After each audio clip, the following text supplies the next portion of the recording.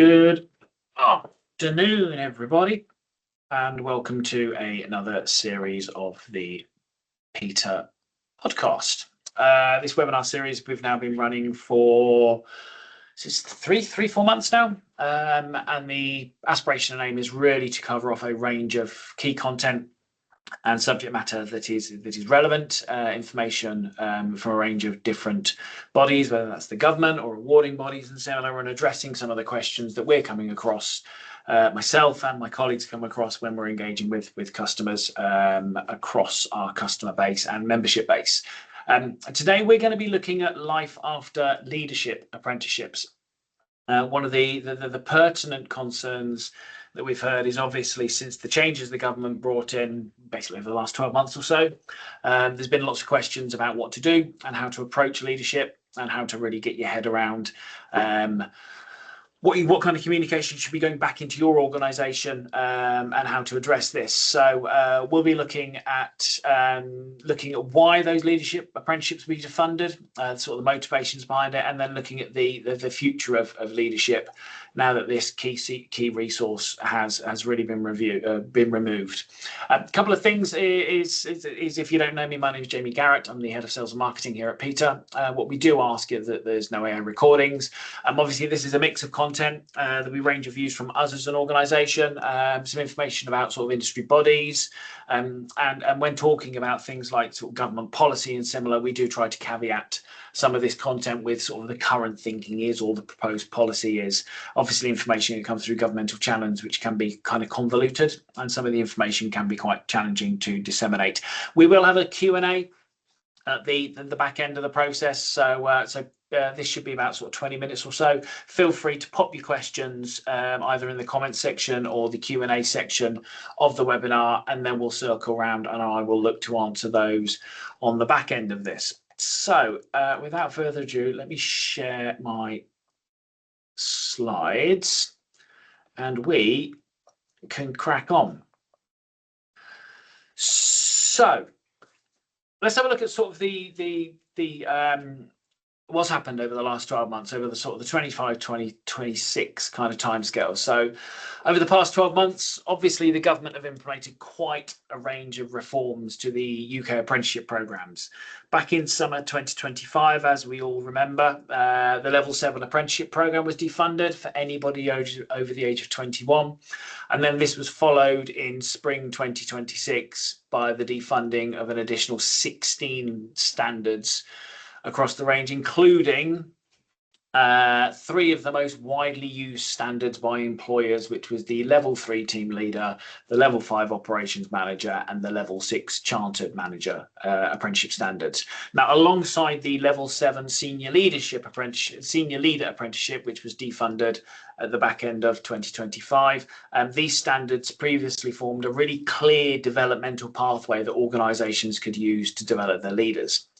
So the key question is, why did it happen? In simple terms, it comes down to funding. The UK apprenticeship scheme is financed through the apprenticeship levy. This is basically a sort of a 0.5% levy on any organisation's payroll for employers with an annual wage bill sort of exceeding £3 million. And it generates round about 4 billion a year into a pot that funds the entire apprenticeship programme.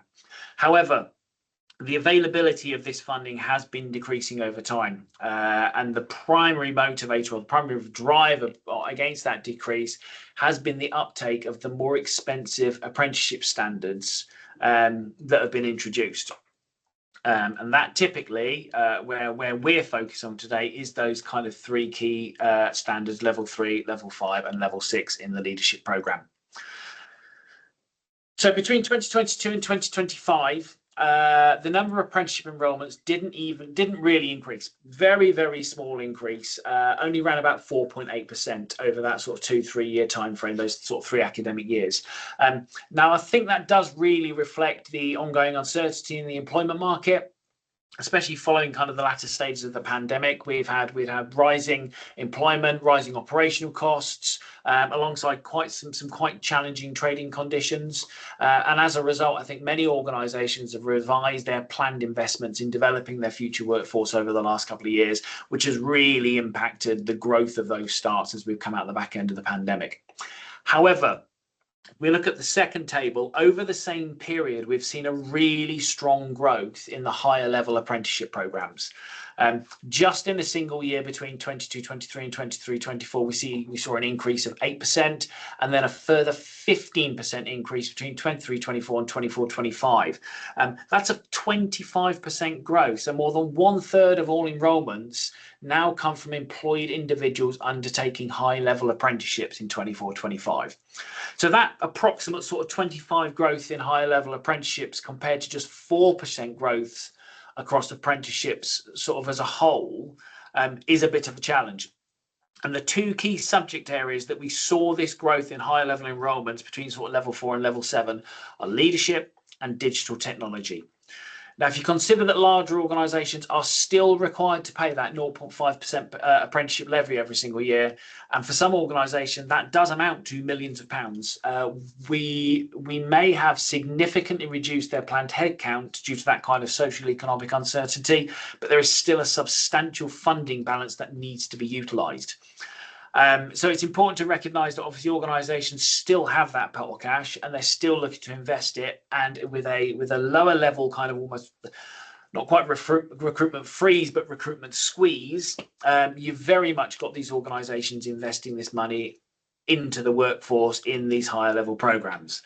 Now, it's important to recognise as well that the higher level standards are typically more expensive.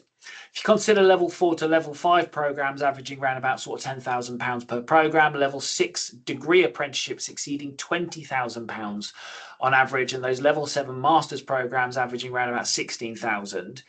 You then compare the cost to those entry level apprenticeship programs where at level 2 the average is £4,500 and the level 3 is £9,000. The consideration, it really does highlight the significant number of level 2 and level 3 apprenticeships that could be funded for the equivalent cost of a level 4 to level 7 program. So obviously, alongside these funding pressures, the government's facing a significant and growing structural challenge as well.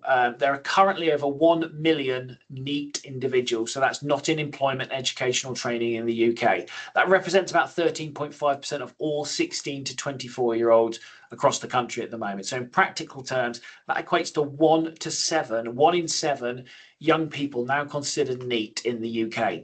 That figure has been steadily rising since the pandemic. And it increases by about 900,000 individuals a year, and it's now reached the highest level since 2013. The government has described it as an urgent national crisis, and with projections, it's suggesting it could reach 1.25 million by early 2030, potentially meaning that almost 1 in 6 young people are disengaged from working education in the UK. That economic impact is also really substantial. It's estimated to cost the UK in and around £125 billion a year due to lost productivity, as well as increased welfare and health-related expenditure because of this inactivity in employment or educational training in the younger generation in the country. Now, importantly, the issue extends beyond unemployment. Only 39% of NEET individuals are actively unemployed, which means that the remaining 61% are classified as economically inactive, means they're not actually currently seeking work or education. Furthermore, around 60% of NEET individuals have never had a job. That highlights that it's not just an unemployment issue, but a deeper pipeline failure in transitioning young people into the workforce. I think at its core, the government attributes this challenge to the increasing levels of youth disengagement. So we've got a problem with the pipeline, we've got a problem with young people engaging, we've got a problem with people engaging with education and training to get into the workforce in the first place. So why did the government defund leadership apprenticeships? Well, if you think back between 2022 and 2025, 2 of the largest and most expensive areas of the apprenticeship provision were higher level leadership and digital programs. As digital programs closely align with the government's industrial strategy, they were never likely to face any kind of significant cuts. Leadership apprenticeships, however, well, that's kind of a different story. The government determined that too much of the apprenticeship budget was being spent on costly training for existing employees, often those already in senior roles. And at the same time, there's been a growing number of young people who are not in education, employment or training. And that highlights that quite significantly wider gap at entry level. So I think in response, the government has definitely chosen to rebalance that spending. That's definitely that policy shift that they're doing. They're redirecting funding towards lower cost level 2 and level 3 apprenticeships. And the aim is to try and bring more and more young people into the workforce and address the entry level skills gap. So ultimately, I think this shift reflects this strategic decision that the government have made. They're prioritising early career access and workforce entry over subsidising advanced leadership development. And now, unfortunately, employers are now increasingly expected to fund that leadership development themselves instead of being able to access the apprenticeship programs to support in that development and fund that program. So I hope that gives you an idea of sort of the motivations behind and the reasonings why they were defunded. So obviously, we're now in a situation where probably in excess of 140 individuals per year, 140,000 individuals per year were being enrolled onto leadership programs. Now that tap's been just been turned off. So how do we develop our leaders now? And that's quite an important question that we look to when we move forward. Because leadership development still matters more than ever. The worst thing an organisation can do in the current environment is stop the investment in the development of your leaders. I'm a big fan of the Gallup's Workplace Learning and Upskills Research Programme, which gets released every single year, gets published through Ford. It spans 112,000 businesses, 2.7 million employees across 54 different industries. And it consistently shows that leaders are the single biggest driver of your employees' engagement. In fact, management quality accounts for up to 70% of the variance of your team's engagement. The impact of that high engagement is really, really significant on your business performance. On average, an organization's benefit from 21% higher profitability, 17% increased productivity, 18% lower turnover, and 41% reduced absenteeism when you have a high engaged workforce. Simply put, better leaders create stronger, more resilient organizations. Now, at the same time, the drivers around employee movement are also evolving as well. Sort of financial reward. When you think about those motivators, typically financial reward was historically the prime motivator behind employee engagement. Now, post-pandemic, that really shifted towards things like flexible working. But for the first time ever, the Gallup study outlined in 2025 that the highest motivator for employee movement was now developmental opportunities. So if you're not offering developmental opportunities, it's become one of the leading reasons why employees now seek new roles. So this does create, I think, a really clear risk. If organisations have recently lost access to leadership development through apprenticeship programs and then failed to replace it with an alternative, you're potentially risking a decline in your engagement, potentially risking a decline in your performance, increasing your attrition, particularly amongst both your current and your future leaders. So I think in short, leadership development isn't a nice to have. It is a critical lever for retention, performance, and long-term organizational success in your organization. So what options have you got? Well, the obvious and most immediate option to fund leadership development is through alternative sources. Increasingly, forward-thinking L&D teams are recognising that a proportion of their annual budget now does need to be allocated to leadership training and typically commercially funded programs. There are a range of providers available. Obviously, as an employer of Peter, we have an extensive range of commercially funded programs designed to support different levels of leadership development across your organisation. There's a huge range to consider. And there's a huge range of organisations out there to consider. It is well worth really understanding the needs of the individual who you're looking to develop and the benefit of the programs on offer. Typically, I think it's one of the key fundamentals is linking the return on investment for the program itself and making sure there's an identification of what that can deliver for you. Now, if the budget allows that, and obviously that's a really significant consideration, there is a sufficient demand across your organisation to run a closed cohort. Now, that can be a really excellent approach. It does provide full control over the content, allows you to tailor all the development and align them with your organization's specific needs and priorities, and really clearly build that link between the return on investment you would want in regards to the application of training and the content that's being developed within that leadership program. However, if you're looking to support individuals rather than larger cohorts, especially for some of our sort of SME customers and similar, it's well worth considering some really well-established, proven programs. For example, Peter's got a really effective Make to Manager course, or you could look at programs with the Chartered Management Institute, the CMI for Strong Alternatives. These are particularly relevant if you are familiar with the Level 3 and Level 5 leadership apprenticeships, as CMI played both a key role in the design because they were part of the Trailblazer groups, and assessment because they were part of the Endpoint Assessment Organisation network. So that really does sort of ensure a strong alignment in content and approach. So if you're looking for that consistency off the back end of what you're typically used to with the Level 3 and Level 5 leadership programs of the past, look at the CMI as a reasonably direct correlation of replacement. Just to give you an idea though, obviously in regards to commercial funding, things like Make to Manager, these one-day courses are really effective. You're typically looking at between sort of £400 to £450 per person for the attendance on those type of courses. If you wanted to look at more of the CMI type programs, they're multi-module programs costing somewhere between sort of £2,300, £2,700 on an individual basis, depending on the level and the qualification you guys are looking at. So that's kind of commercially funded. It's always been there. You know it's there and it's available to you. The other alternative, I say the other alternative, one of the other alternatives is to look at industry-specific leadership apprenticeships or units. So obviously our traditional leadership apprenticeships, those generic ones, have been defunded, but there are several other options available. Now, it is important to recognise that many of the remaining programmes are much more closely aligned to specific industries, really kind of blending leadership development with technical or sort of sector-specific skills. So a really good example of this, here at Peter, we deliver the Level 4 Process Leader Apprenticeship.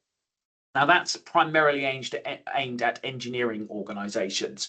What it does is it combines the Chartered Management Level 4 leadership qualification with a HNC in process improvement. So it creates more kind of integrated technical and leadership learning pathway that doesn't just produce a leader, but produces an expert leader in the engineering sector. More broadly, the government is beginning to introduce new types of leadership-focused provision that very much align with the emerging skills needed within the economy. The AI for Leaders is a really good example of that. It supports senior leaders in developing their understanding of AI, but it focuses on things like strategy and governance and organizational transformation, all of this kind of subject matter and content management matter, which would draw out of Level 5, Level 6, Level 7 programs that would have historically been delivered as part of apprenticeship programs. I think this definitely kind of reflects a wider shift towards embedding leadership development in future-focused, high-demand skill areas, and obviously falls in line with the government's industrial strategy as well. What is important, I think these options are not limited to a single provider. There's a variety of apprenticeship standards and programs available across the market that you can explore. And depending on your industry, your leadership requirements, your strategic priorities, there are a handful that you can really pick from.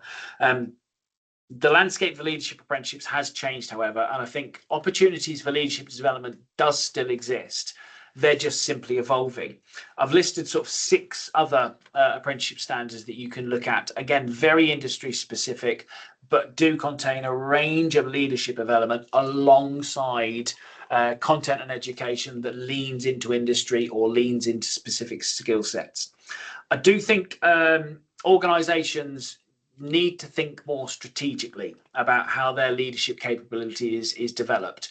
Instead of just focusing on leadership as a generic application, you really should now be looking to possibly combine your leadership skills with technical expertise and really aligning those leadership skills kind of with future ready capabilities and linking that in maybe on a departmental level or an industry level to really benefit you guys as an organization. The other option really is embedding leadership development in performance, looking at an internally driven development program. What was interesting, one of the key findings from the Gallup 2025 study was the critical importance of manager-led development. When leadership development becomes disconnected from things like performance metrics, business achievement, I think it quickly loses credibility. And when you lose credibility, you lose funding. And in many cases, organizations really struggle to see that clear return on investment that type of program really offers you.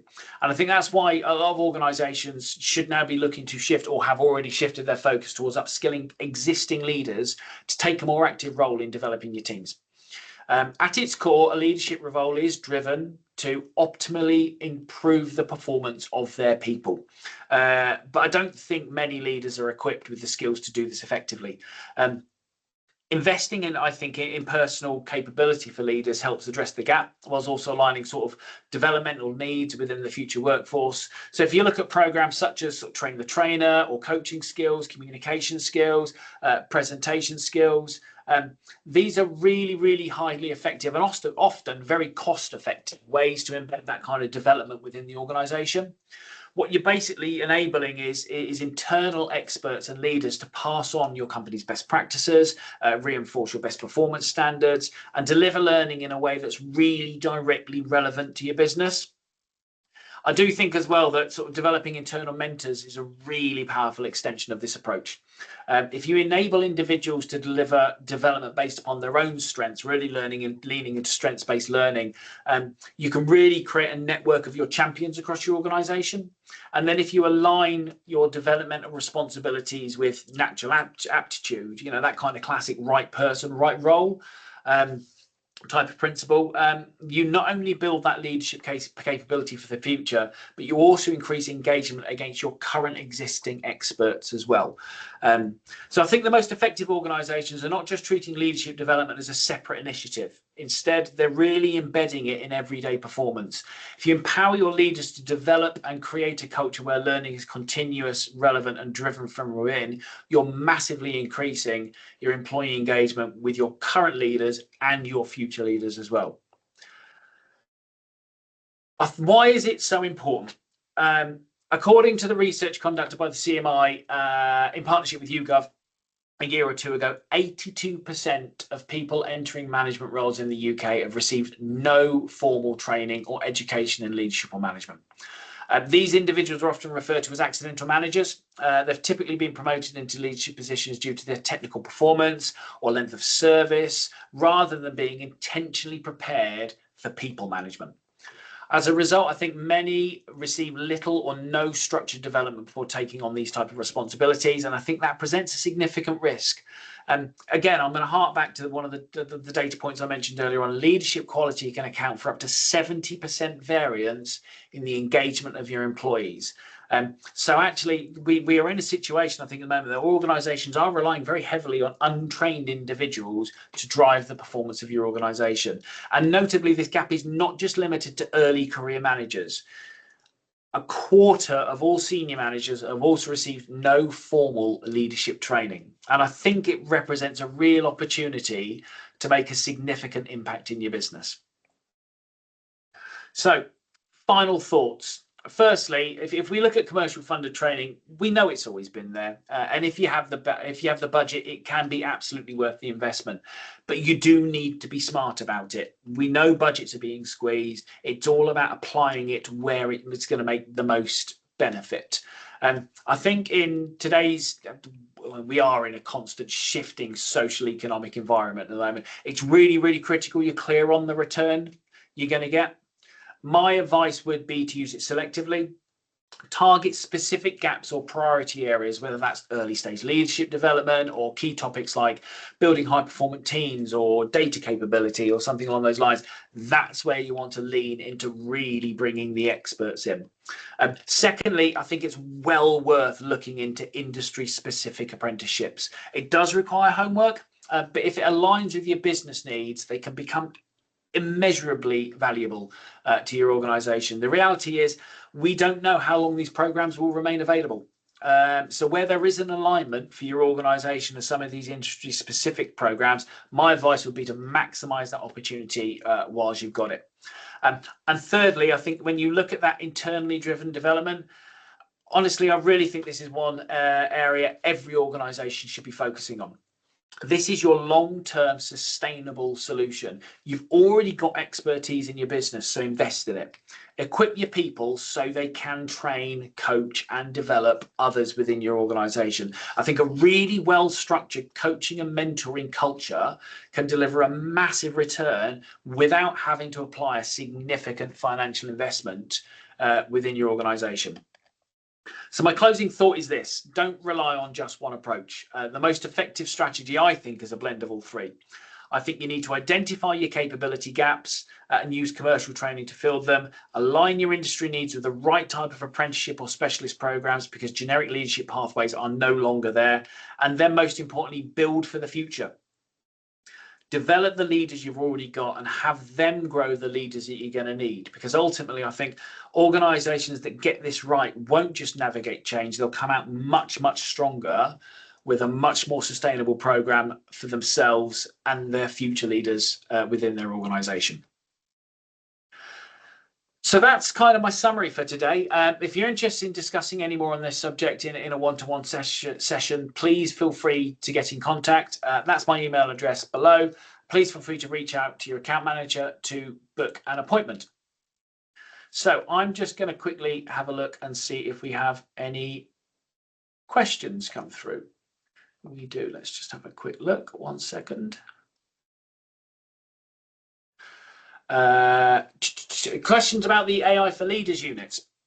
Levy funded or paid by the company. So I've got on the on my YouTube channel, it's not my YouTube channel, it's Peter's YouTube channel. We delivered a talk on the AI units a few weeks ago, which is going to give you all the details about the AI units. It's 3 separate units designed for 3 different areas of responsibility within leadership. They are levy funded. So if you currently pay into the levy, it's 100% levy funded. If you're an SME, it's completely covered by the government. So the government will fund the entire thing. So you won't have to dip your hand in your pocket for a commercial program, for commercial payment for any of them at all. They're short form education pieces, typically between 5 to 7 days per module.